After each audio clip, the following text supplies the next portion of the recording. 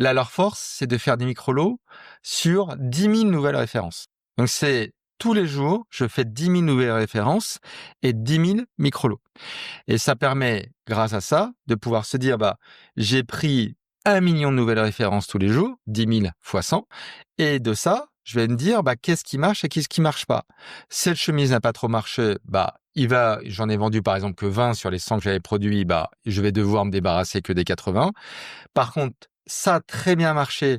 Donc, je me dis, je ne vais plus en fabriquer 100, je vais en fabriquer 500, 5000 ou 100 000. Et grâce à ça, ils testent tous les jours tous les produits qui marchent et qui ne marchent pas.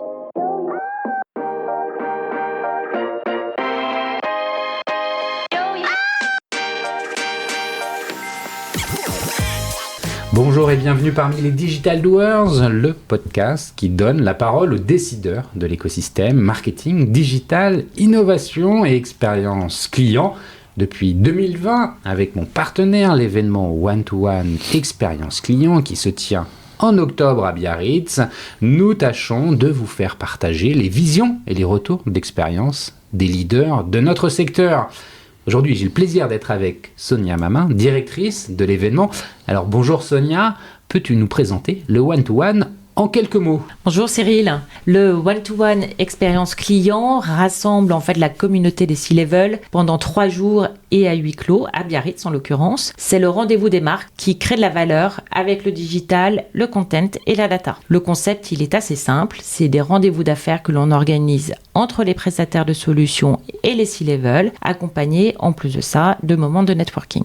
Effectivement, le One-to-One est clairement un rendez-vous incontournable. C'est également des keynotes et des conférences d'exception. Oui, tout à fait.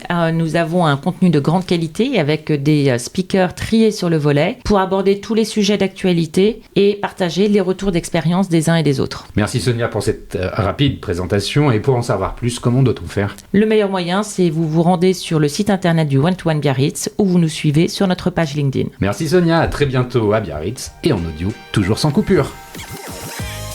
Ces derniers mois, une expression s'est imposée dans le débat public, l'ultra fast fashion. On en parle plus seulement de renouvellement accéléré des collections, comme l'ont fait pendant des années les Zara, H&M ou Primark, mais d'un modèle industriel totalement réinventé, où des marques comme Shein ou Temu inondent littéralement le marché, avec des milliers de produits chaque jour à des prix défiant toute concurrence et souvent défiant toute logique économique, sociale ou environnementale. Ce modèle fondé sur l'hypervolume, la data, l'IA, la production à la demande et l'optimisation fiscale remet en cause jusqu'aux fondamentaux, même de l'industrie de la mode. Il menace la création française, déstabilise toutes les marques, détruit des emplois et encourage une surconsommation massive. Face à cela, la France a décidé de réagir. Une loi dite anti-fast fashion vient d'être adoptée au Sénat avec pour objectif d'encadrer ce modèle prédateur, taxation, interdiction de la publicité, étiquetage environnemental. Le texte suscite l'adhésion, mais aussi de fortes réticences, notamment de la part des acteurs visés et de leurs relais d'influence. Pour décrypter ce phénomène et comprendre ce que cette loi change ou ne change pas, j'ai le plaisir de recevoir aujourd'hui Yann Rivoilan. Yann est président de la Fédération française du prêt-à-porter féminin. Il connaît parfaitement les réalités économiques des marques françaises pour les avoir accompagnées pendant des années sur leurs enjeux digitaux et e-commerce. Mais depuis quelque temps, il est aussi devenu l'un des visages les plus engagés contre l'ultra-fast fashion par ses prises de parole publiques, ses confrontations directes avec les représentants du lobbying pro-Chine ou encore sa volonté d'élever le débat au niveau européen. Yann s'est imposé comme une voix singulière, à la fois entrepreneuriale, politique et militante. Avec lui, nous allons explorer les ressorts de ce nouveau modèle, les conséquences pour le marché français, les limites de l'arsenal réglementaire actuel, le poids du lobbying, mais aussi les pistes d'un avenir plus responsable pour la mode. Un échange sans concession, à la hauteur des enjeux. Mais avant de commencer, Yann, peux-tu te présenter en quelques mots? Bonjour. Je m'appelle Yann Rivoilan, j'ai 52 ans bientôt, je suis papa de 2 enfants et j'ai la chance en fait d'avoir aussi une grande histoire pour tout vous dire. En fait, je vis avec quelqu'un qui est aussi clairement dans la cause à la fois écologique et entrepreneuriale. Donc, j'ai le plaisir de vivre au quotidien tout ce qu'on peut avoir dans toutes les exigences que notre société impose désormais dans la transformation qui nous est imposée par le dérèglement climatique. Je veux dire que ça vient apporter une lumière plus forte sur ces enjeux qui étaient déjà présents chez toi? C'est-à-dire, je crois que j'ai toujours eu un engagement social et politique qui était présent, où dans ma tendre jeunesse, à 10-12 ans, j'étais déjà intéressé par la politique. Je n'ai jamais voulu rentrer dans un monde politique. J'ai jamais souhaité. On m'a proposé à un moment, par exemple, de devenir député en 2017. J'ai refusé ce type de proposition parce que la fonction entrepreneuriale et professionnelle m'intéressait beaucoup et je ne voulais pas devenir un animal politique et ne faire que 100% de mon temps cette fonction. Mais l'engagement sociétal et l'engagement environnemental a toujours été le mien. Et je suis très heureux désormais de pouvoir le vivre à la fois au quotidien avec la Fédération du prêt-à-porter féminin, mais aussi dans ma vie privée, parce que dans toutes les conversations que je peux avoir justement avec mon amoureuse, ça nous permet de travailler ces sujets et d'avoir parfois des points d'accord ou de désaccord, et donc de réflexion intérieure que je peux effectuer, voire même de réflexion extérieure en fonction justement des discussions qu'on peut avoir tous les deux. Dans ma présentation, dans ma carrière, il y a plusieurs piliers. Il y a un pilier qui est un travail artistique, parce que dans toute ma carrière, j'ai pu avoir un lien très fort avec l'industrie créative. J'ai commencé... T'as fait quoi comme étude en 2 mots? Alors, j'ai fait de l'éco. Donc là, c'était plutôt une dimension, on va dire, mathématique et entrepreneuriale, parce que j'avais fait des études de sciences éco, et après, j'étais à l'ESCP. Donc, j'ai combiné la capacité de pouvoir travailler des sujets macroéconomiques, microéconomiques, et après, avec le SCP, d'avoir une vision beaucoup plus business. Donc, j'ai toujours eu cette vision très entrepreneuriale qui m'a toujours animé. À 14, 15, 16 ans, je voulais déjà devenir entrepreneur, alors qu'en soi, je suis un fils de prof. Et donc, j'ai vécu avec des fonctionnaires qui avaient une vie palpitante intellectuellement, mais qui n'étaient jamais dans ce business au quotidien. De l'autre côté, j'ai eu toujours une partie créative parce que j'ai fait de la peinture très jeune, à partir de mes 6-7 ans. J'ai découvert la photo à partir de mes 14 ans et mon premier métier était d'être photographe et de développer une agence de photographes, c'est-à-dire en 91-93. Société que j'ai revendue en 2002 parce que photographe spécialisé dans quelque chose. Au début, justement, spécialisé dans les photos de mariage, qui étaient kitschissimes à l'époque. Et comme j'avais appris la photo à travers le terrain et en particulier la plage, parce que je faisais des photos sur la plage au tout début. J'allais faire des photos des enfants, par exemple, sur la plage. Ça m'avait appris à avoir une autre façon de faire la photo et d'avoir une vision de la scalabilité. C'est-à-dire de comment, en faisant une infinité de photos, à l'époque où c'était des négatifs, on pouvait en fin de compte avoir des très belles photos au bout d'un moment. Et cette vision, je l'avais redéveloppée aussi au niveau du mariage. Résultat, on travaillait avec une quinzaine de photographes tous les ans et on faisait à peu près 350 mariages par an dans ma petite agence, alors que classiquement, une agence n'en faisait que 20-25 à peu près. Donc, j'avais appris à scaler grâce à un autre pilier justement de toute ma carrière qui a été la digitalisation, où j'ai eu la chance aussi d'avoir un ordinateur en 83 à peu près. Donc j'étais en soi quasiment digital native. Et cet ordinateur m'a appris comment le digital pouvait changer le monde, pouvait après, par la suite, avec Internet et surtout les logiciels, permettre de gérer une boîte, non pas justement avec 20-25 mariages, mais plutôt 350, parce que le logiciel que j'avais développé à l'époque me permettait de gérer ce volume. C'était quoi les enjeux de volume qu'il y avait? Parce qu'on imagine qu'avec l'argentique, ça porte sur les développements, justement. Et là, c'est difficilement digitalisable. C'était impossible à digitaliser. Et c'est pour ça aussi, d'ailleurs, que j'ai vendu ma société à ce moment-là. On est rentré dans la digitalisation parce qu'on digitalisait, justement, on scannait chacun des négatifs au bout d'un moment, à partir des années 99-2000. Mais le point de rupture était plutôt quand on a 20 mariages et qu'on doit développer 50 photos de chacun des mariages et qu'on a fait 3, 4, 5 pellicules, on a une vision très humaine. Quand à chacun des mariages, comme on faisait 30 à 50 pellicules et qu'on en faisait 300 mariages par an, potentiellement, c'était donc des milliers de pellicules à développer, des milliers de pellicules à gérer, des milliers de commandes à effectuer, des milliers de factures à mettre en place, des centaines de clients à gérer. Et ce volume en centaines et en milliers, obligé d'avoir un logiciel pour pouvoir gérer toutes les factures, tous les tirages, la gestion des équipes et la gestion du tirage. Or, personne ne l'avait mis en place, le logiciel n'existait pas.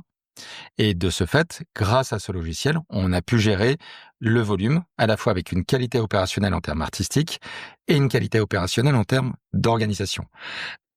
Et c'est ce point entre les deux qui m'a permis justement d'avoir une société qui s'était très bien développée, avec un bug, le bug de la digitalisation et du développement du piratage à travers Napster, où comme avec Napster, j'ai vu qu'on pouvait télécharger n'importe quelle musique ou film, j'ai eu la logique simple qui est on allait faire la même chose aussi sur nos photos. Le faisant sur nos photos, mon business qui était de vendre des photos était mort, et donc il fallait transformer mon business. Et la transformation de ce business, je l'ai proposé à mes associés qui m'ont dit ça ne sert à rien parce que notre business fonctionne très bien, donc ça ne sert à rien de se digitaliser à ce niveau extrême. Et de ce fait, j'ai compris que la digitalisation était un vrai métier. Et de ce fait, j'ai vendu ma boîte pour partir sur d'autres horizons. T'as fait quoi après ça, globalement ? Alors après, je suis devenu chasseur de tête dans la mode. Rien à voir, c'est hyper hétéroclite ton parcours. Oui et non. En fait, c'est un grand rapport parce que quand je faisais des photos sur la plage, il y avait une dimension commerciale qui était très importante. Être chasseur de tête, il y a une dimension commerciale qui est très importante. Bien sûr. Donc, j'ai ce point de développement de business. La photo est une entité artistique, la mode est une entité artistique. Donc, j'avais les piliers humains et intellectuels pour pouvoir faire un switch entre les deux. Donc, je suis passé de l'un à l'autre. Voilà. Est-ce que c'était simple les premiers jours et les premières semaines? Pas nécessairement. Mais je crois avoir cette capacité d'apprentissage pour pouvoir passer de l'un à l'autre. Et c'est dans ce métier de chasseur de tête que j'ai adoré, que j'ai découvert LinkedIn à ce moment-là, puis Facebook, et voyant le développement de ces plateformes C2C, je me suis dit, le recrutement aussi va devoir se transformer. Et je me suis dit, soit tu transformes le recrutement, soit tu pars encore sur un autre métier et fais du hasard. Je rencontre le directeur international de la société Darrell à ce moment-là, qui en 2006-2007 me dit « On veut aller sur Internet, on ne sait pas comment faire, on veut aller en Chine, on va faire une franchise en Chine. » C'est-à-dire, c'est un territoire inconnu, on ne sait pas le gérer. Comme on ne sait pas le gérer, on a besoin de quelqu'un qui sait gérer ce métier. Et dans ma tête, j'ai fait ce rapprochement qui est Internet, territoire inconnu, nouveau métier, il suffit de développer une société qui gère tous les nouveaux métiers sur Internet sous forme de franchise. Je propose cette idée à quelqu'un qui était en train de développer une nouvelle structure. Il me dit, c'est super. Il prend l'idée. J'ai la chance de rentrer dans sa start-up. Donc, je change là encore complètement de métier. Je rentre dans cette boîte et eux, au bout de quelques mois, ils se disent, non, en fait, ça sera jamais rentable, on va abandonner. Et j'ai la chance d'avoir deux amis extraordinaires au sein de cette structure qui, eux, sont aussi les premiers salariés de cette boîte. Un qui est un expert des finances et l'autre qui est une expert d'Internet et moi-même étant un expert des marques. Et tous les trois, on se dit, on n'a qu'à se mettre ensemble et ce qui a été abandonné, on va essayer de le faire de notre côté. On avait chacun 30 000 €. On met, en fait, avec cette petite somme, on crée la boîte. Ça, on est en quelle année là ? Là, on est en 2008. Et ça permet de sortir, donc au moment de Lehman Brothers qui tombe. Et ça nous permet à ce moment-là de développer une société qui s'appelle The Other Store, qui était un système de franchise et de commission à affiliation pour toutes les marques, où j'allais voir Darrell, Naf, Deptio, Bourgeois, La Fée Marabouté, et je leur disais, vous n'êtes pas sur Internet pour l'instant, et on va vous permettre de gérer le site, la logistique, le service client, la publicité, les photos. Et grâce à ça, j'ai eu ma vraie première expérience dans la mode, parce que au-delà du réseau que j'avais développé dans le recrutement, là, je rentrais dans l'opérationnel, dans la qualité d'exécution. Donc, ça reprenait tout ce que j'avais pu apprendre à l'ESCP en lead management. Mais en plus, je développais toute la partie artistique qui m'a toujours touché et la partie de développement commercial que j'avais aussi dès mes jeunes années. Et donc, grâce à The Other Store, j'ai eu une découverte à la fois de la vision que j'essayais continuellement d'avoir dans tous mes métiers, qu'est-ce qui va se passer d'ici 3, 4, 5 ans, la dimension artistique et la dimension purement business, entrepreneuriale. Ok, et ça, tu le fais pendant combien de temps, The Other Store ? C'est une histoire qui dure... c'est un nom pour tous ceux qui sont dans l'écosystème depuis quelques années, qui évidemment, comme on dit en anglais, ring a bell. Évidemment, ça a eu une certaine notoriété. Combien de temps tu restes là-dedans ? On a monté la boîte tous les trois en 2008. Je l'ai quitté en 2021-2022. C'est récent, en fait. Oui, parce que c'est une très belle expérience en plus qui est passée par plein de vies parce qu'il y a eu la vie du développement Internet, après du développement omnicanal, après du développement marketplace, après de la concurrence de nouveaux logiciels comme Salesforce Commerce ou encore Shopify, de changements d'écosystème et d'organisation en interne. Donc, j'ai connu 1000 vies avec The Other Store et clairement, on s'est pas ennuyé.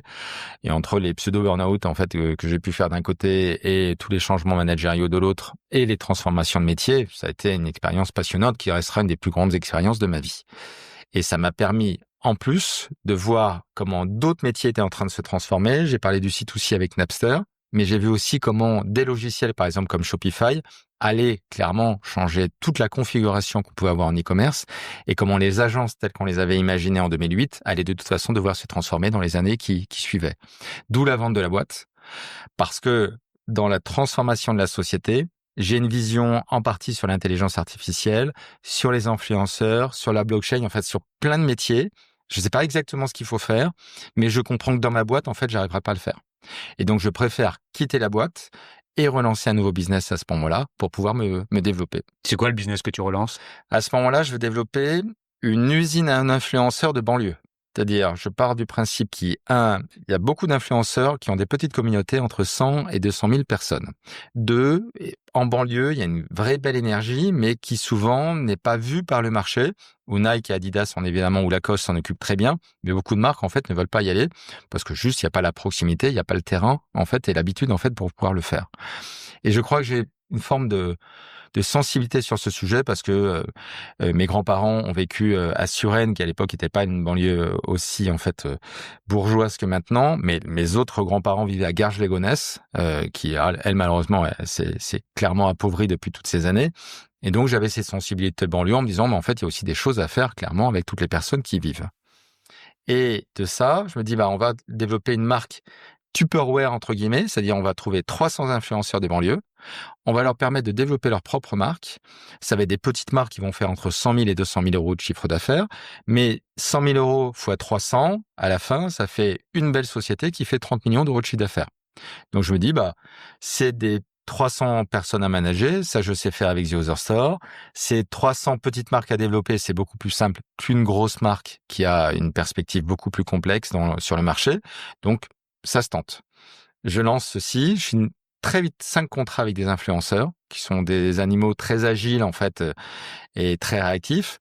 Et immédiatement, ils me disent non, en fait, on peut pas développer les marques que nous suggèrent de développer à cause d'un ennemi qui est Chine.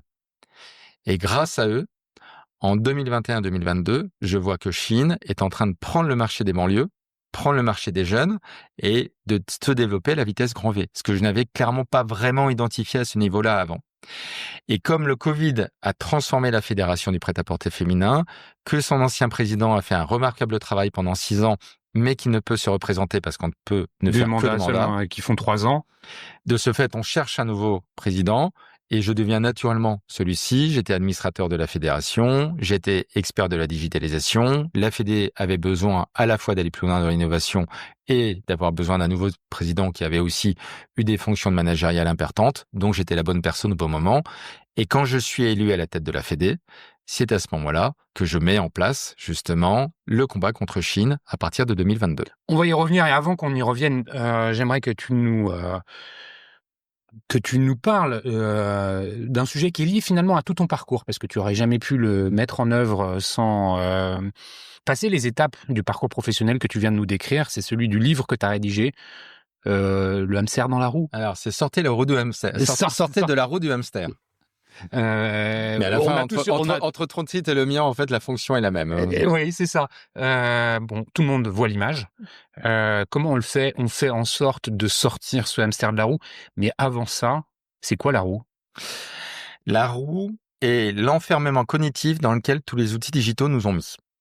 Grâce aux outils digitaux, on a une accélération du monde et une capacité à pouvoir agir hors du temps et hors du territoire. Puisque quand j'envoie un mail, il va être lu n'importe quand et tout peut être travaillé justement à n'importe quelle distance. Ça a l'air simple comme ça et en fait, ça a changé considérablement notre façon de travailler, notre façon de vivre au quotidien. Or, l'animal que nous sommes, en fin de compte, il garde à peu près les mêmes habitudes au quotidien. 24 heures, c'est toujours 24 heures. On a toujours 3 repas par jour et ainsi de suite.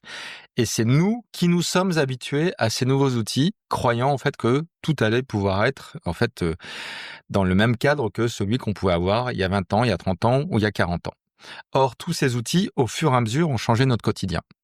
Et donc, de ce fait, j'ai connu la chose et la roue du hamster de façon encore plus puissante parce que la chance d'avoir à la fois une start-up me met naturellement dans des crises de croissance. Ces crises de croissance me mettent aussi en termes de santé au bout du bout de ce que je peux être et pourtant j'ai une grande énergie. Et je vois de l'autre côté tous les dirigeants de marque et tous les dirigeants d'entreprise qui sont aussi essorés par le quotidien et l'accélération du temps qui correspondent. Et de ces réflexions, je vois ce que j'ai pu mettre en place chez The Other Store pour que mes collaborateurs n'aient pas des burn-out les uns après les autres. Parce que malheureusement, j'ai eu à 2-3 occasions et c'était une vraie souffrance de mon côté de voir malheureusement en fait comment des personnes en fait étaient justement au bord du drame. Et de l'autre, je me dis que j'aurais pu aussi y passer et donc je devais avoir cette mission d'accompagner tout le monde à pouvoir mieux travailler. Et le constat est très simple, c'est que pour pouvoir avoir une capacité à pouvoir être heureux au quotidien et avoir une bonne efficacité professionnelle, il y a 3 choses à faire. La première, c'est comme dans l'avion, quand il y a un souci, en fait, on est le premier à porter un masque à oxygène pour pouvoir aller. Donc le dirigeant, le manager, dans un premier temps, il n'a qu'un seul objectif, c'est s'occuper bien de lui. Donc de faire du sport, pour retrouver justement l'énergie et la force au quotidien et d'être bien dans son corps. 2, d'apprendre à dire non. Et 3, d'apprendre à prioriser.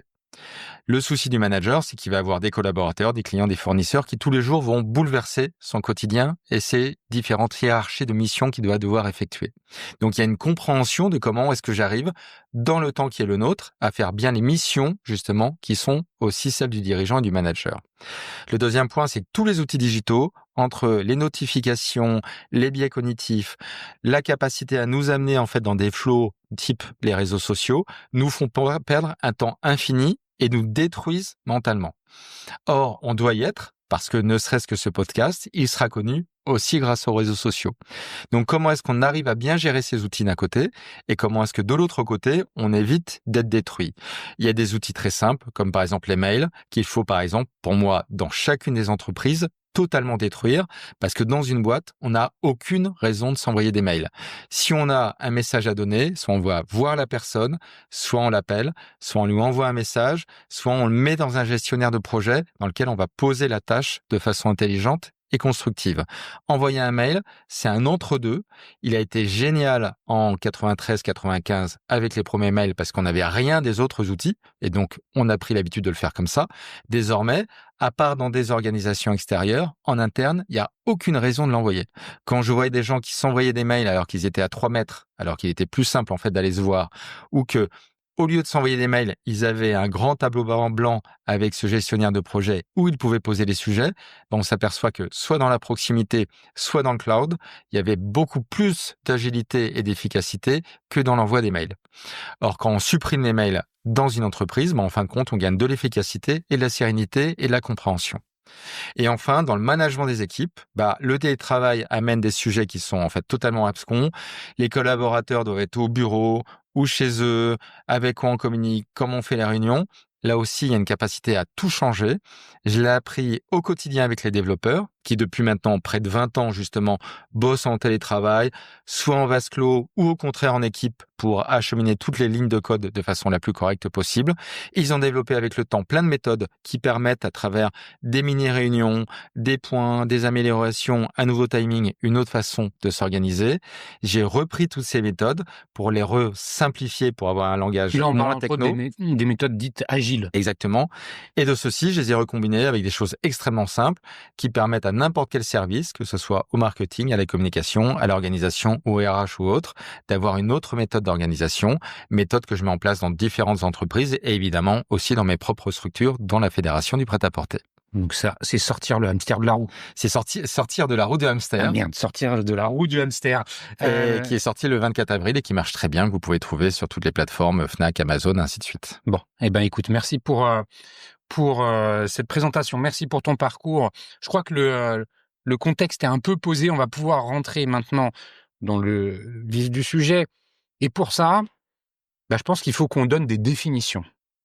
Fast fashion versus ultra fast fashion.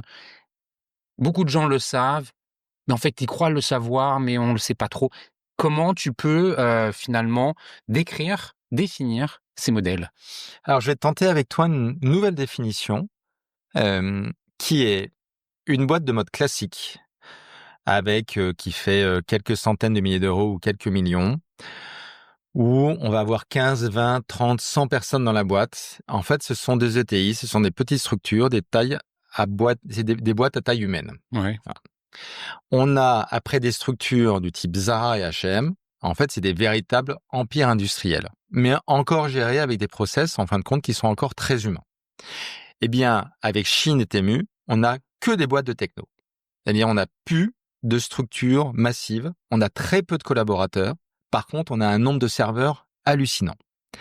Et ces trois sociétés n'ont aucun rapport. Parce que quand on est Zara, on a une qualité opérationnelle et industrielle qui est hors norme. Quand je suis Zara, je sors à peu près 100 nouvelles références par jour. H&M, c'est un peu plus, par exemple, autour de 300 en fait par jour. C'est l'ordre de grandeur, entre 100 et 100 centaines. Donc on voit que c'est une vraie boîte industrielle. Parce que sortir 100 nouvelles références, c'est aussi des stylistes qui ont travaillé sur ces références, c'est des inspirations qui peuvent avoir d'autres marques, c'est des process qui sont efficaces parce que c'est une nouvelle collection à peu près toutes les 3 semaines, c'est une armée de vendeurs dans toutes les différentes boutiques qu'on va avoir dans le monde, donc c'est des grands processus industriels. Donc c'est une très grande qualité opérationnelle pour pouvoir gérer aussi, comme toute industrie, justement ce volume. Sur toutes les boîtes plus petites, on a des boîtes qui sont très humaines, avec un vrai créatif, avec souvent un fondateur en fait qui est encore extrêmement présent. Tu peux donner des marques là. Alors je vais te citer par exemple Avnier. Avnier, c'est une société de mode qui est développée par Orelsan et qui va être gérée par sa DG qui est Myriam Ailo. Donc c'est une très belle structure qui est avant tout cette fois-ci pour des créatifs qui veulent s'habiller pour les backstage, qui veulent s'habiller en fait avec des vêtements qui vont pouvoir durer pour les concerts. Et donc on a quelque chose qui correspond à un style qui va être du côté du rap, du côté du pro et en même temps du plaisir. On peut avoir des sociétés comme Figare. Figare, c'est de la chemise qui permet en fait à des milliers d'hommes essentiellement, mais aussi désormais aussi de la femme, d'avoir des chemises de qualité et désormais plein d'autres produits de prêt-à-porter. Là, on va avoir une structure où il y a moins de 100 collaborateurs à peu près au total entre les boutiques aussi et le siège. Donc là, c'est des sociétés qui vont développer grosso modo par jour 3 à 10 nouvelles références, c'est-à-dire tous les ans. Vraiment, on va avoir maximum 2-3 000 en fait références pour les plus efficaces et pour les plus petites, grosso modo 200, 300, 400 références. Quand on a Shein et Temu, c'est 10 000 nouvelles références par jour. On va y arriver. Je veux juste qu'on soit bien clair. Les Figare & Co, c'est pas de la fast fashion. Non, du tout. C'est de la fashion. C'est entre la slow fashion et de la fashion. Les Zara, H&M et consorts, c'est de la fast fashion, avec un processus industriel, des humains qui sont derrière la création et la création de valeur, de richesse, au travers des vêtements. Et là, on parle des plateformes type Shein, Temu, et là, c'est une autre histoire, et c'est ça, l'ultra fast fashion. Et ce n'est que des boîtes de tech. C'est-à-dire, on le sait. Comment ça fonctionne? C'est toi, tu le sais mieux que nous. Et j'ai bien envie, je le disais en introduction, on demand, c'est une notion qui est fondamentale, mais l'IA derrière est aussi quelque chose qui permet le fonctionnement de ces plateformes. Sans IA, il n'y a pas. Bien sûr. C'est pour ça que ce ne sont que des boîtes de tech. Je reprends. Le côté on demand existe dans toutes les entités. C'est-à-dire, il n'y a pas entre la petite société et la société industrielle qui est Zara. En fait, il y a aussi de la production à la demande qui existe. C'est-à-dire, on imagine qu'il y a ce type de produit qui va fonctionner. La chemise, c'est très bien vendu. Et donc, on va redévelopper des nouvelles productions de chemises à ce moment-là. Donc, la production à la demande, elle se fait déjà sur toutes les entités.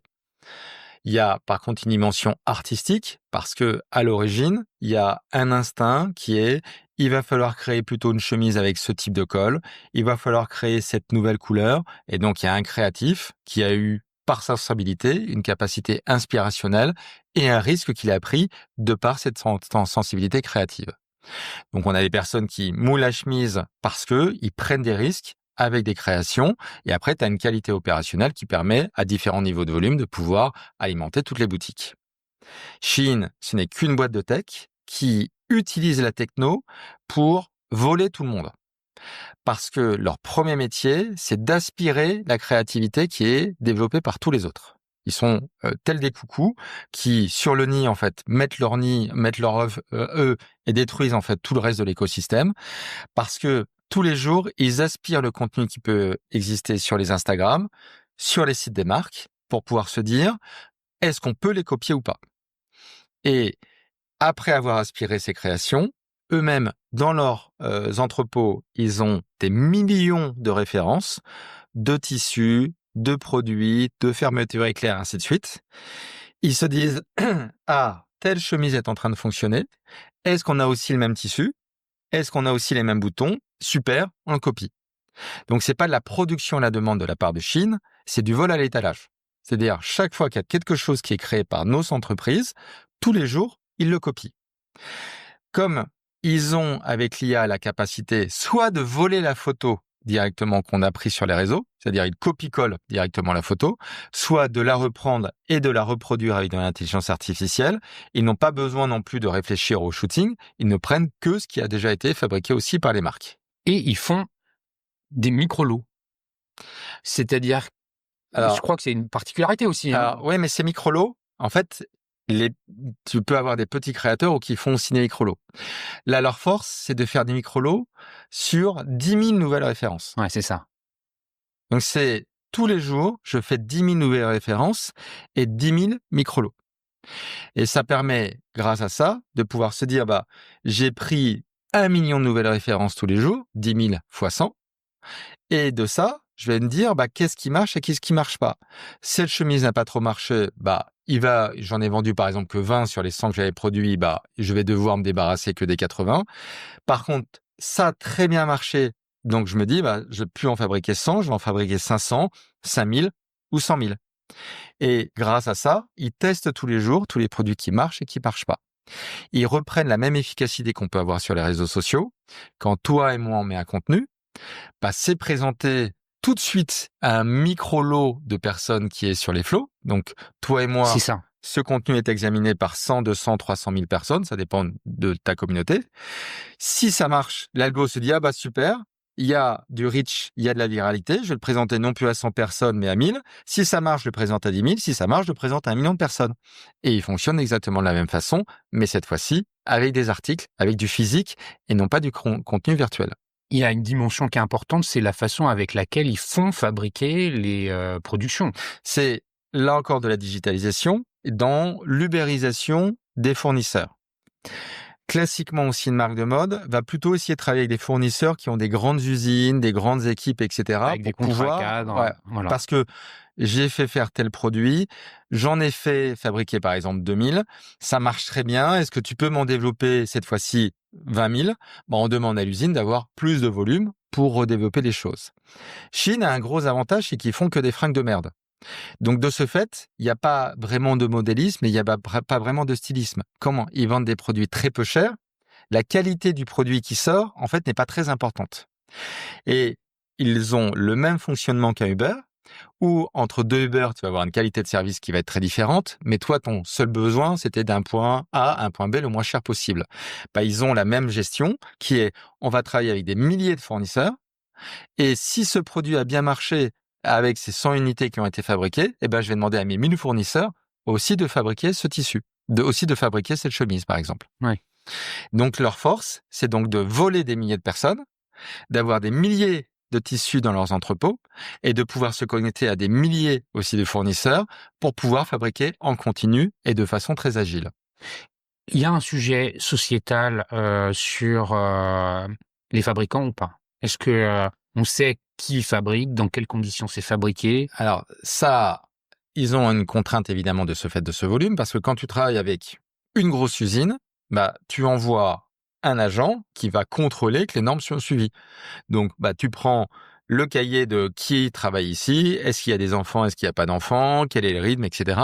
Donc dans toutes les normes environnementales qu'on a pu mettre en place, évidemment sociales, on peut contrôler les choses. Quand tu travailles avec des milliers de fournisseurs, tu es dans une surpuissance quand tu es Chine. Parce que ces petits fournisseurs n'ont aucune capacité de réactivité vis-à-vis de toi, de réaction, de force vis-à-vis de toi. Donc, tu peux leur imposer les rythmes que tu veux. Donc, ça oblige à des gens de travailler à des rythmes. En fait, ils imposent pas. Ils disent, tu fais dans mes conditions. Si tu peux pas, tant pis, tu travailles pas. Et puis, je ferai avec un autre. Ouais. Donc, ça, clairement, ça permet de diviser pour mieux régner. Le deuxième point, c'est que ça leur permet donc de gérer ces volumes avec des différences de qualité qui sont très fortes, mais avec une incapacité par contre à maîtriser véritablement la qualité des produits qui sortent, à la fois dans les relations sociales et à la fois dans la toxicité du produit. Chine l'a avoué eux-mêmes parce qu'ils disent on investit 10-15 000 euros à peu près tous les ans pour contrôler tous ces points-là. C'est 15 millions d'euros, je veux dire, pour contrôler tous ces produits. En fait, c'est simple. Contrôler un produit, ça coûte à peu près 150-200 euros. Donc, grosso modo, ils testent 10 000 produits par an. Or, 10 000 produits par an, c'est ce qu'ils produisent font un chaque jour. jour. Donc, tous les jours, ils testent le 1er janvier et tout le reste de l'année, ils espèrent. Donc, en fin de compte, ils testent rien du tout. Ils ne testent que 0,3% en fait de leur volume. Donc, c'est là où leur système en fait ne peut pas aboutir.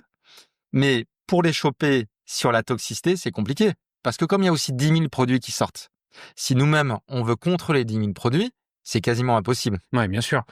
Comment marche la supply parce que c'est une autre notion qui est fondamentale dans le modèle d'un Chine ou d'un Temu. Tu passes commande, le consommateur européen passe commande, français en l'occurrence, on est en France, sur le site ou l'app. Ça part où et comment c'est traité, comment c'est envoyé. On a entendu plein de chiffres sur tout ça.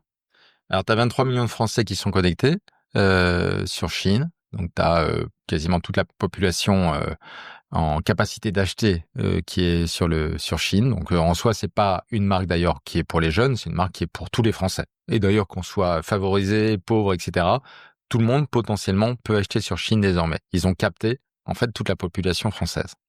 Tu veux dire, ils ont réussi à faire entrer dans la tête des gens que cette plateforme est efficace et leur rend service. C'est ça? Et qu'ils doivent l'avoir sur leur application. Et un acheteur classique de Chine va aller 3 fois par jour sur le site sur l'application Chine. Donc, on a une addiction qui est assez proche de celle qu'on peut avoir avec les réseaux sociaux. On a, avec ces plateformes, chaque fois qu'il y a une commande, c'est envoyé en Chine.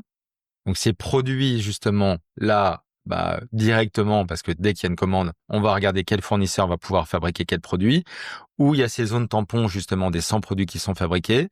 Et si le produit est déjà fabriqué, ils le mettent directement dans l'avion. C'est qui? Chine.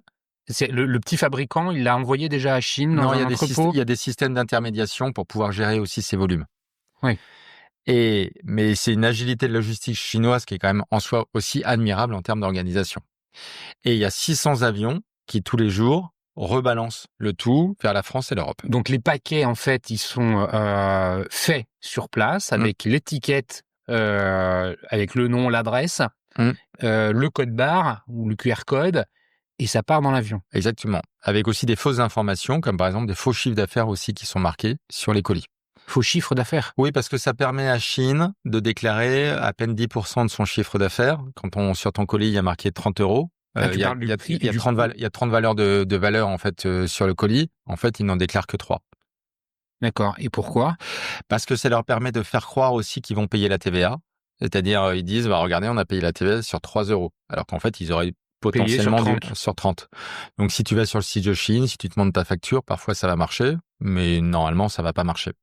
Mais en termes de communication, ils disent, regardez, on a une boîte super, on n'est pas obligé de payer la TVA et pourtant on le fait. Ok. Donc, il y a une fraude fiscale qui est démente. C'est 800 millions qui est détourné tous les ans comme ça. Ok. Et est-ce que le fait qu'il n'y ait pas de taxation sur les petits produits à moins de 150 euros vient aussi rentrer en ligne de compte? Oui, parce que ça nous empêche d'avoir mis en place des systèmes organisationnels pour contrôler ceci.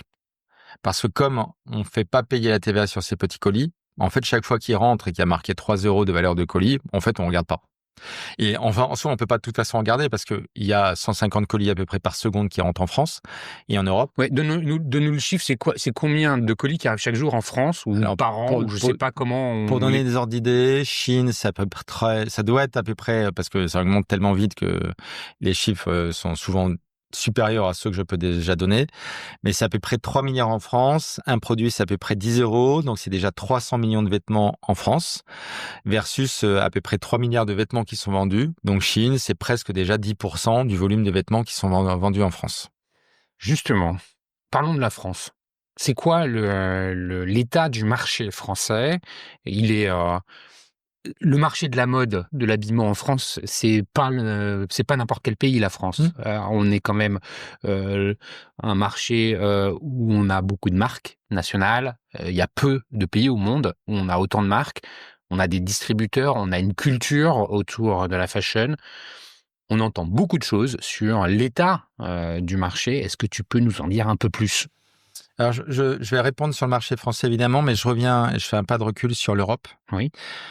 Parce que l'Europe, c'est de H&M à Zara au Mango, donc des pays du Nord aux pays du Sud, aussi une capacité à avoir des marques européennes extrêmement fortes. Et je pourrais évidemment, malheureusement, Zara, disons-le, c'est Primark en Irlande aussi de la même façon. Zara, Inditex, c'est la holding, c'est le leader mondial du prêt-à-porter. On a aussi dans le luxe des sociétés comme Gucci, qui est une société italienne évidemment tenue par la France à travers le groupe Kering, évidemment des splendeurs comme Chanel ou LVMH ou encore Hermès. Donc que ce soit de en bas à en haut, en fait on a une capacité sur le territoire européen d'être vraiment les leaders dans le secteur de la mode. De façon très générale, je parle justement de la fast fashion en finissant par le luxe. Et en France, on a aussi en plus une autre particularité qui est dans tout ce qui était marque de moyenne gamme. Donc, c'était par exemple les Camailleux d'un côté ou encore les Naf Naf de l'autre. Avoir aussi des marques qui étaient très bien développées, souvent développées par deux gros tissus. Le premier, c'est le Nord, avec tous les géants qu'on peut avoir dans le Nord qui sont les Promode, qui sont les Kiabi.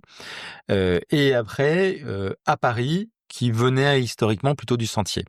Sachant qu'on a aussi, par exemple, dans l'Ouest, avec des Gémeaux, des RAM, là aussi, en fait, des très belles sociétés qui se sont développées il y a aussi des années et qui existent encore, qui sont encore très forts. Et des beaux manoirs aussi, bien sûr, à Saint-Malo.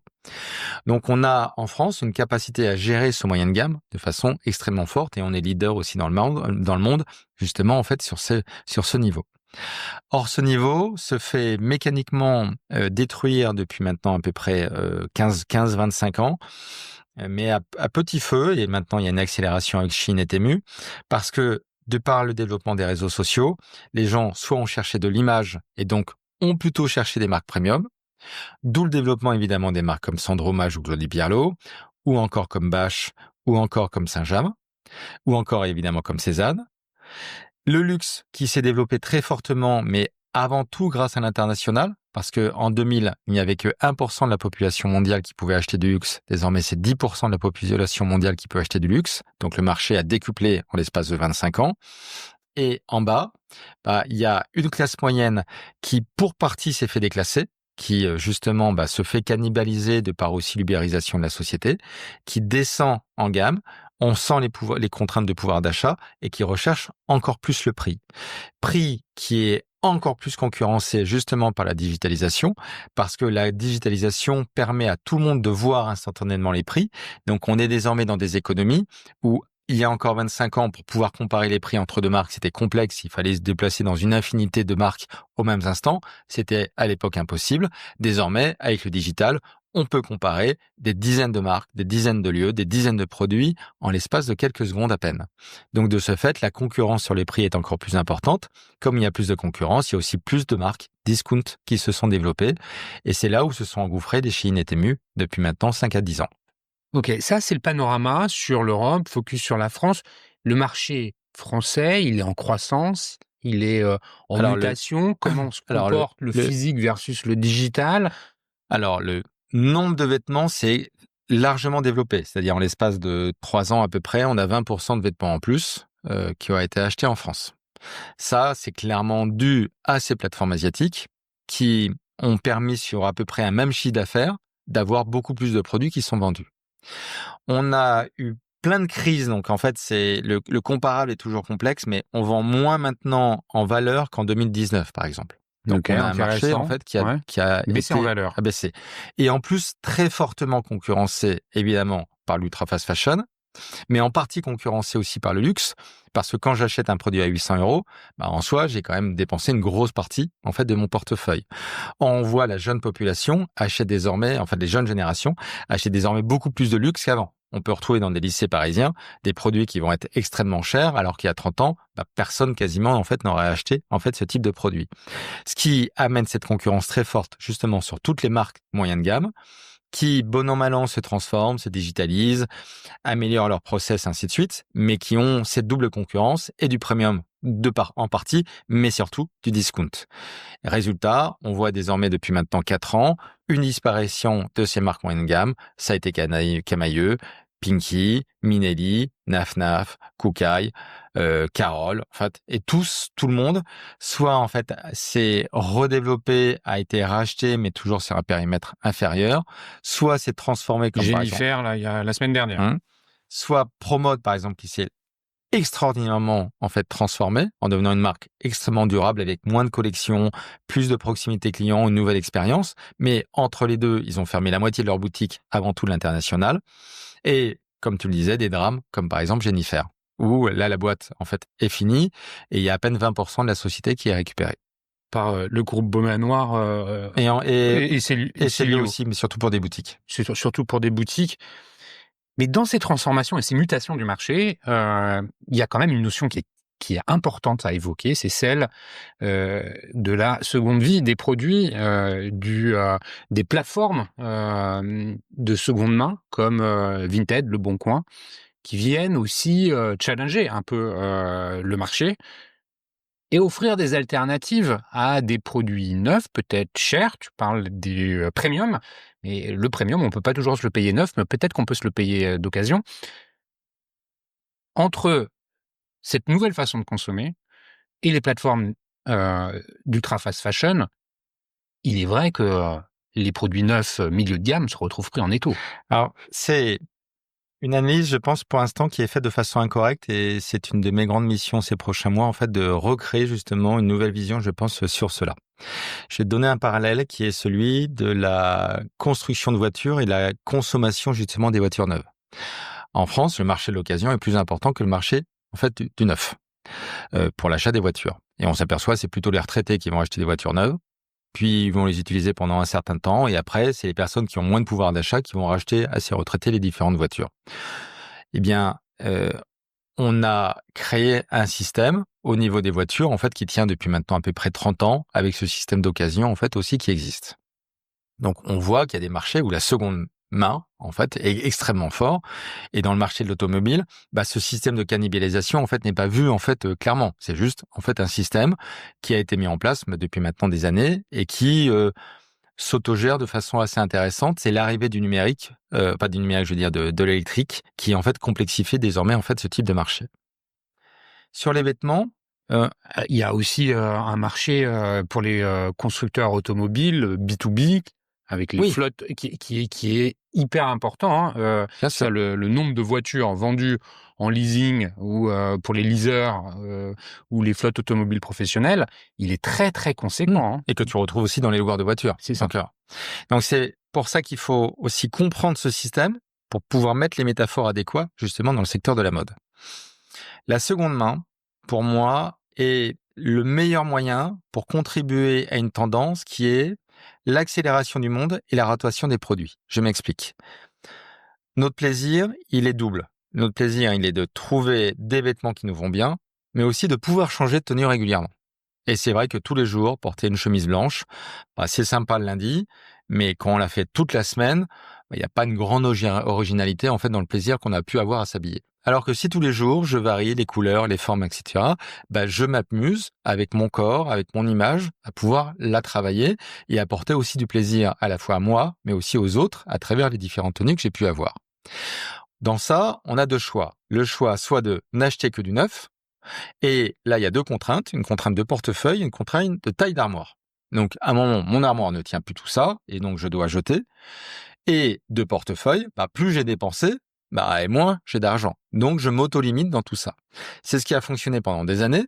Et donc, il y avait de temps en temps une pretty woman qui, justement, dans un film, en fait, faisait des grands trucs. Mais c'était un plaisir hallucinant que de pouvoir acheter d'un seul coup beaucoup de vêtements. Les achats restaient quand même dans quelque chose de très raisonnable, en fin de compte. Avec le développement de la fast fashion, ça amène un prix qui est tellement faible que la contrainte du portefeuille n'existe plus. Donc, je peux acheter autant de vêtements que je veux, quel que soit mon portefeuille. Parce que même quand je suis pauvre, en fait, j'ai l'impression que je peux dépenser du 3 € à l'infini. C'est évidemment faux et ça appauvrit ces gens qui se sentent obligés d'acheter ces vêtements.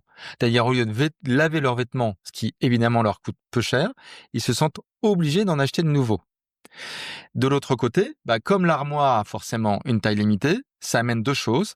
Soit à jeter des vêtements à profusion, soit, et j'ai pu le voir dans des reportages, de tomber chez des personnes qui sont envahies par des vêtements et qui ne savent plus quoi faire de leurs vêtements qu'on retrouve dans le salon et n'importe quoi. Parce que un syndrome de Diogène pour les vêtements. C'est ça.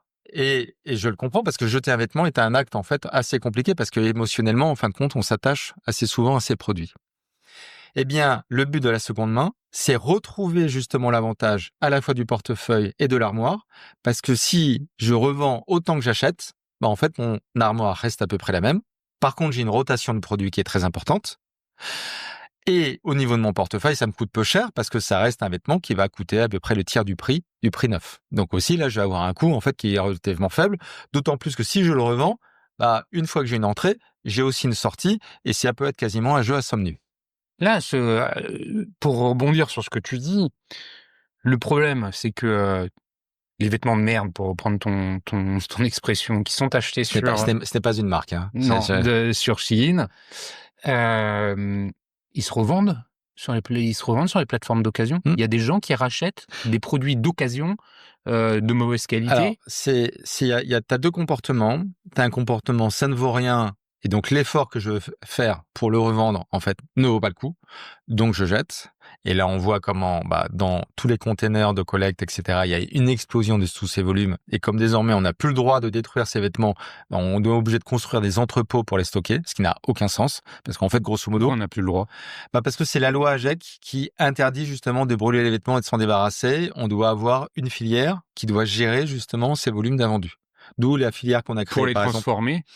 Alors, la transformation est en train de se faire, par exemple, avec une société qui s'appelle Losange, qui fait de l'upcycling, donc qui reprend ses vêtements et qui permet de les transformer, ou c'est plutôt, en fait, de l'export qu'on met en place. Pendant des années, on l'a envoyé en Afrique, ce qui est désormais plus complexe, parce que de leur côté, ils disent, vous êtes en train de nous envoyer des vêtements en plastique, en polyester, donc on n'en a pas forcément besoin. Ou pire que ça, on peut l'avoir directement neuf, parce que Shein leur envoie directement aussi tous ces produits. Comme eux aussi, ils ont des invendus, ces invendus, en fait, ils les envoient directement en Afrique pour tuer aussi le marché. D'accord.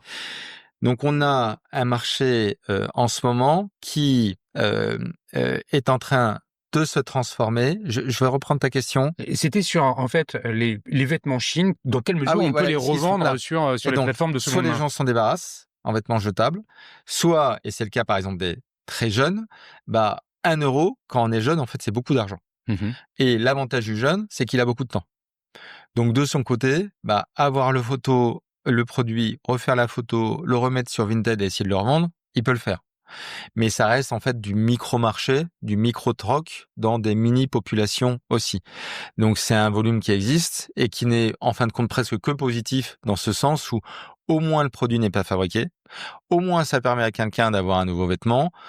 La consommation en fait d'énergie a été relativement faible, donc ça permet de se faire plaisir à peu de frais. Voilà. Le seul souci, c'est que comme il y a de plus en plus de vêtements, de toute façon, entre acheter un t-shirt 3 € neuf ou l'acheter d'occasion à 1 €, à la limite, je vais encore le prendre à 3 €. Le coût marginal, en fait, est pas très important. Ok, revenons, tu parlais de la loi AGEC. Justement, sur les notions réglementaires, là, on vient le Sénat vient de valider, de voter la loi dite anti-fast fashion. Elle doit passer en commission mixte paritaire, c'est-à-dire une commission qui va réunir à la fois des députés et des sénateurs, avant qu'elle soit promulguée. C'est comme ça que ça fonctionne. La promulgation qui devrait intervenir avant la fin de l'année. C'est les informations que j'ai cru comprendre. En fait, tu as deux scénarios. Tu as un premier scénario on passe en commission tout de suite. pour pouvoir voter la loi.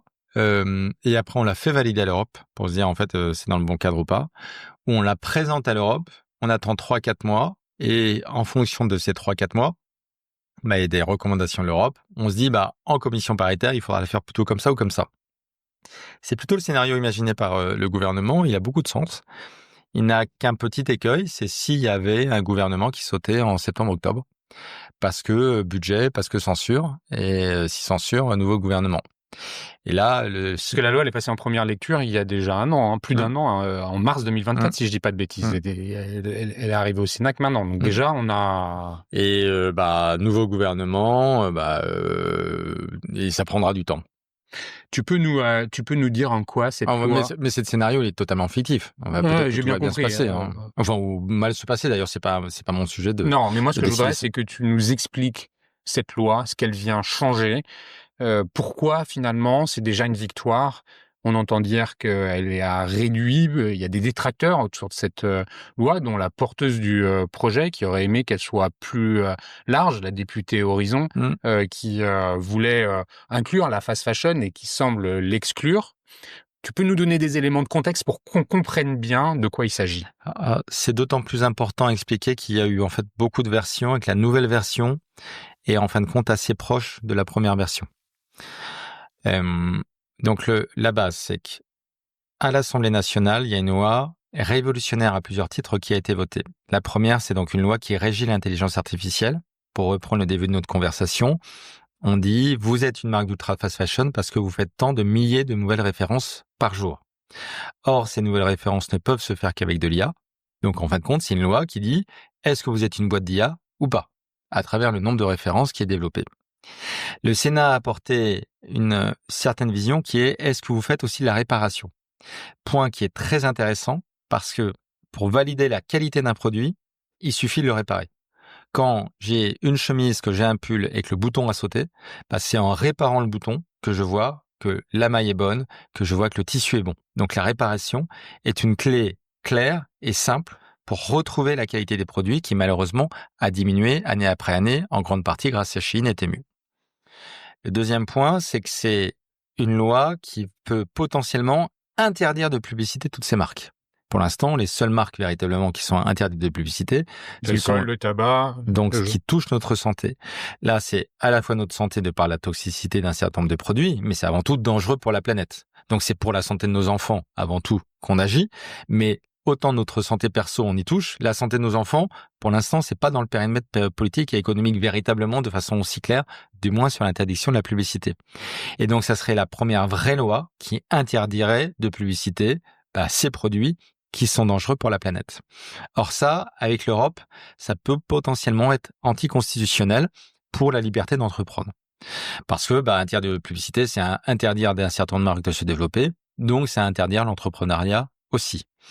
Donc là, est-ce que ça va passer ou pas au niveau de l'Europe? À nous, Français, parce qu'on a voté cette loi à l'unanimité, d'imposer à l'Europe aussi cette nouvelle vision. Donc, il va y avoir une grosse influence, j'espère, en fait, à la fois des parlementaires européens, évidemment, en fait, des professionnels comme moi et tous les dirigeants de marque, pour aller au niveau européen, pour dire, vous devez mettre en place la vision française. Et donc, je pense que la fierté française doit être plus que jamais la nôtre, à la fois dans avoir la capacité de vision du danger de Chine et de Temu, et aussi dans notre capacité à pouvoir réagir et insuffler ce changement à tous les autres pays européens. Au niveau européen, tu sens qu'il y a une oreille attentive par rapport aux propositions françaises. Est-ce qu'on est véritablement le pays le plus en avance sur ces questions-là? On est vraiment en avance, mais je crois seulement de quelques mois. C'est-à-dire, on a des sociétés qui sont sur une telle croissance que avoir un an d'avance, c'est avoir une avance sur les 100% de croissance qu'ils ont fait entre les deux. Donc, c'est une avance qui se compte en milliards d'euros de chiffre d'affaires de Temu et Chine. Or, la France, de par sa structuration et aussi ses marques moyenne gamme qui ont été touchées, et peut-être aussi de la part en fait du lobby en fait que moi, Pierre-François Lalloy, donc le président de l'UFIM, et d'autres leaders comme par exemple Julia Faure, Maud Sarda, Victoire Sato, Raphaël Glucksmann et beaucoup d'autres, je crois qu'on a réussi à informer mieux la population française que ce qu'on a pu avoir dans d'autres pays européens. C'est-à-dire, je cherche des Yann Rivoilan, des Julia Faure ou des Pierre François en Allemagne, en Italie, en Irlande ou autre, et je les trouve pas. On a vraiment porté le sujet. Et en Italie, on pourrait s'attendre à en trouver, puisque la mode, c'est quand même quelque chose d'important aussi en Italie. C'est pas les mêmes organisations. C'est pas les mêmes structurations, c'est pas la même vision de la digitalisation. Comment les enjeux liés à l'inondation des marchés européens par Chine, Temu, est perçu par les institutions européennes, je sais pas, les commissaires européens qui voient ça? Alors, ils sont, je pense, extrêmement agacés parce que ils voient à la fois comment on utilise tous nos biais, les biais de l'Europe, sur par exemple les mini-mi, mais sur aussi la gestion de la data. On voit que la data, par exemple, propare en Chine, alors que normalement, elle devrait rester en Europe de par la DSA, une directive justement sur la numérisation, pour faire simple. On a Digital Services Act. Exactement. On a donc de la part de l'Europe la volonté de pouvoir réagir. La seule souci est toujours le même, c'est que réagir vite en Europe, c'est compliqué. On reste 27. Il faut avoir des votes, plutôt l'unanimité, etc. Donc, en fait, il faut beaucoup parlementer pour pouvoir agir. Mais le danger, il est quand même très fort, et pour toutes les sociétés européennes. H&M, Zara, y compris le luxe, à travers la contrefaçon, par exemple, qui aussi se développe considérablement par le biais de TikTok, et justement les dutes qui correspondent, montrent que tous les secteurs, en fait, doivent agir, évidemment dans la mode, mais aussi dans la déco, mais aussi dans la pharmacie, mais aussi dans la beauté, et ainsi de suite. C'est-à-dire, grosso modo, dans tous les produits qui peuvent se transporter. Et cette prise de conscience, est-ce qu'elle s'accélère avec la guerre commerciale déclenchée par Trump, puisque finalement, lui vient mettre en place des barrières protectionnistes avec ses tarifs, entre guillemets, tout le monde dit oui, mais du coup, la Chine va venir déverser des tombereaux de produits sur les marchés européens qui n'ont pas les mêmes protections. Et en fait, là, tu vas parler au futur. En fait, on pourrait parler maintenant au passé parce que on le voit comment depuis début mai, donc depuis la mise en place de ces tarifs, tu as une augmentation de la publicité qui est démente de la part de Chine et Temu, où les coûts d'acquisition de toutes les marques françaises ont explosé. C'est-à-dire que je sois Kiabi, que je sois Tara Jarmon, que je sois des petites marques. Jules, Célio, tout le monde. Tout le monde, en fait, a des coûts d'acquisition qui ont monté de 15, 20, 25, 50%. Depuis mai. Oui.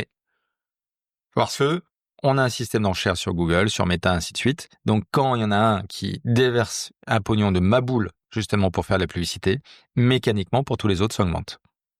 Et en plus, ils perdent des clients. Cette loi française, là, pour revenir sur la loi, qu'est-ce qu'elle peut amener comme protection en dehors de l'interdiction de la pub? Et je reviens justement sur le deuxième article. On arrêterait de faire de la pub, là. Dans la version de l'Assemblée nationale, il y avait quelque chose de très simple et très clair qui avait été mis en place. Ce point était, il y a un affichage environnemental. Avec cet affichage environnemental, on va être capable de mettre un système de bonus et de malus. J'ai une mauvaise note à l'affichage environnemental, je paye un bonus de 5 €. J'ai une bonne note et je vais directement ou indirectement toucher un bonus justement sur chacun de mes produits. Chine remplit évidemment très mal l'affichage environnemental et donc ça faisait sur les 300 millions de vêtements produits par Chine un malus de 5 €. Malus de 5 € qui permettait de récupérer 1,5 milliard qui permettait à la fois d'accompagner les marques durables, donc de donner du pouvoir d'achat aux Français, de développer un système de recyclage plus ambitieux, d'avoir une autre vision, par exemple, de l'analyse des produits et de leur toxicité. Donc, ça, c'est une masse considérablement d'argent, justement, pour faire progresser la mode, à la fois pour la planète et en même temps pour le consommateur. Ceci a dû être en partie transformé au Sénat, où, sans rentrer dans les détails, on ne pouvait pas mettre l'affichage environnemental parce que l'affichage environnemental est quelque chose de volontaire. Or, un système de bonus-malus a montré que de facto, il devenait obligatoire. Donc, on a dû jouer en fait en partie sur cela pour pouvoir se dire comment est-ce qu'on met les mêmes critères que l'affichage environnemental sans le nommer pour que la loi note les produits de bonus-malus sans citer l'affichage environnemental. Donc, on a reparlé du taux de réparation, de la provenance des produits, ainsi de suite, en fait, d'un certain nombre de critères qui correspondent à l'affichage environnemental pour réinstaurer le système de bonus-malus. L'idée, c'est d'essayer de transposer pour le coup une loi nationale au niveau européen et pas l'inverse, c'est ça ? C'est ça. Et il y a une volonté gouvernementale d'accompagner cette proposition au niveau européen, où c'est chacun des intervenants, des lobbyistes, des gens comme toi qui vont essayer de motiver les institutions européennes.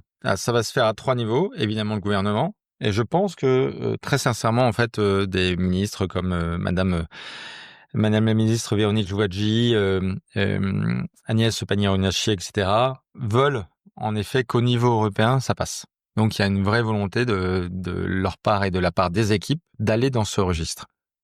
C'est des sujets sur lesquels on a aussi informé Matignon au ministère de l'économie pour que aussi il soit très actif aussi sur ce sujet. Il y a évidemment en fait toutes les organisations comme la mienne qui doivent y aller. Là, j'ai prévu ces prochains jours d'aller à nouveau à l'Europe et de trouver tous les alliés des députés européens ou autres qui vont être capables de pouvoir porter en fait ce sujet et d'être actifs évidemment avec quel que soit leur parti, être actifs évidemment sur ce sujet. Et enfin, c'est, je pense, aussi le rôle des dirigeants d'entreprise, d'aller aussi au niveau européen pour pouvoir défendre cette loi qui, justement, pour moi, est une véritable arme, à la fois pour leur permettre de se transformer et surtout pour se défendre de ces géants qui nous cannibalisent. Ces géants, ils sont, ces Chine et consorts, ils sont aussi là avec leurs moyens de lobbying. Hier, tu nous as partagé justement sur les réseaux une intervention avec l'un d'entre eux, le plus connu, c'est Castaner qui travaille pour Chine. Ils vont se battre comme des chiens pour... Sachant qu'ils ont déjà acheté aussi un commissaire européen, donc oui. Ouais. Là, vous allez retrouver la lutte nationale au niveau européen avec des moyens encore décuplés ou pas? Je pense qu'ils n'ont aucune limite. Ils n'ont aucune limite, mais est-ce que vous avez la possibilité finalement de vous associer à d'autres lobbyistes européens dans d'autres pays, même si tu vois qu'il n'y a pas le même répondant qu'en France, pour essayer de faire un... Alors, je pense, qu'on peut gagner ce type de victoire en étant pas si nombreux que ça. C'est-à-dire, en fait, non, je vais reprendre ma phrase. Je pense qu'il faut mobiliser une grande partie de la population pour permettre de comprendre aux politiques que ce sujet est important, en fait, pour leurs électeurs, pour la population et pour le futur. Donc, les réseaux sociaux sont indispensables pour pouvoir le faire. L'avantage des réseaux sociaux, c'est que ce que je fais bien sur LinkedIn, potentiellement, peut être très bien vu aussi sur toutes les autres plateformes. Parce que la traduction, en fait, de mes textes en français, en fait, se fait assez bien, en fait, dans toutes les langues européennes. Donc, le sujet, il est de trouver éventuellement d'autres héros dans d'autres pays, en Allemagne, en Italie, en Espagne, etc., qui vont être capables de porter ce même propos. Donc, je cherche évidemment d'autres personnes qui, comme moi, vont être capables de pouvoir le faire. Deuxièmement, il y a des organismes qui sont peu connus comme Euratex, qui regroupent les intérêts d'un certain nombre de marques et de la filière textile. Donc, grâce à Euratex, on va aussi avoir cette voie supplémentaire au niveau européen. Et enfin, à nous aussi de permettre dans les médias européens d'avoir une voix aussi qui est plus importante. J'ai eu la chance d'être interrogé par Euronews il n'y a pas très longtemps, mais aussi par Die Zeit ou par des journaux italiens, espagnols, ainsi de suite. Donc, de toute façon, l'Europe déjà nous regarde. Et donc, je pense qu'on va avoir cette capacité d'influence aussi qu'on va pouvoir mettre en place en fait sur tous les pays européens. Écoute Yann, merci beaucoup pour cet échange. Tu veux nous donner un dernier mot de la fin? Le mot de la fin, c'est... je vais reprendre une erreur souvent qu'on peut avoir et que je vois assez régulièrement en fait dans les points, c'est qu'on dit le consommateur est responsable. En fait, on a tous une responsabilité évidemment dans tous les actes qu'on peut avoir au quotidien, mais on est face à des personnes qui savent gérer nos addictions. Donc, quand en face de nous, on a des personnes qui détruisent notre santé avec la cigarette, eh bien, on dit pas les personnes qui fument ont un cancer et en fait, ils sont responsables. On a à accompagner par une politique sociale et tarifaire l'impossibilité de pouvoir fumer autant que l'être humain malheureusement peut le faire. Et donc, on a mis en place des augmentations de tarifs, des informations, un contrôle de la distribution. Eh bien, avec Chine, on a beaucoup de parallèles parce que de par leurs réseaux sociaux, de par la destruction sociale, de par la destruction environnementale, ils ont mis en place un certain nombre de règles qui obligent les gens à rentrer dans cette addiction. Donc les gens qui achètent chez Chine ne sont pas responsables. Ils sont pas responsables directement de leurs actions. C'est nous-mêmes qui sommes responsables de faire entrer autant de produits toxiques, de laisser des prix illégaux, de laisser cette distribution totalement anarchique. Donc c'est le rôle de l'État, c'est le rôle de nos institutions de réguler justement ce type de consommation. Donc il y a un premier point, une première erreur qui dit c'est le marché et les gens sont responsables. Et la deuxième, c'est de comprendre qu'on est dans un moment pivot qui va au-delà justement simplement du marché et de la guerre entre les entreprises. On a aussi un combat entre des continents, donc c'est aussi l'Europe vis-à-vis de la Chine, et que la Chine fait un soft power qui est en soi extrêmement puissant, entre TikTok d'un côté, Chine et Temu de l'autre, pour aussi prendre nos datas, prendre nos habitudes de consommation et changer aussi notre façon de fonctionner. C'est du soft power, c'est une capacité de nous transformer sans que ça se voit, ça peut leur coûter une fortune, ça fait partie de leur budget. Donc à nous aussi de comprendre qu'on doit se défendre par rapport à cela. Ce n'est pas une dimension de business, c'est avant tout une dimension étatique et de civilisation. Et donc on doit aussi comprendre la digitalisation, ces conflits qui peuvent exister entre les différents continents pour comprendre que peut-être que l'avenir, en effet, c'est avec moins de produits jetables, qu'on sera aussi heureux, mais au moins on sera autonome et souverain dans notre pays. Merci Yann. J'adore ce mot de la fin. Merci pour cet échange de qualité. Merci pour l'éclairage que tu nous as apporté sur un sujet qui est hautement stratégique et qui dépasse de loin juste le textile. Tu viens de l'ouvrir en fait sur les sujets de géopolitique. Et puis tu nous as bien montré finalement que la réponse était, pour être complète, se devait d'être européenne. Et c'est bien quelque chose auquel je crois. Écoute, si on veut rentrer en contact avec toi, je pense que LinkedIn, c'est le mieux. C'est le mieux. Bon, merci encore Yann, et je te dis à très bientôt. À très bientôt, merci beaucoup.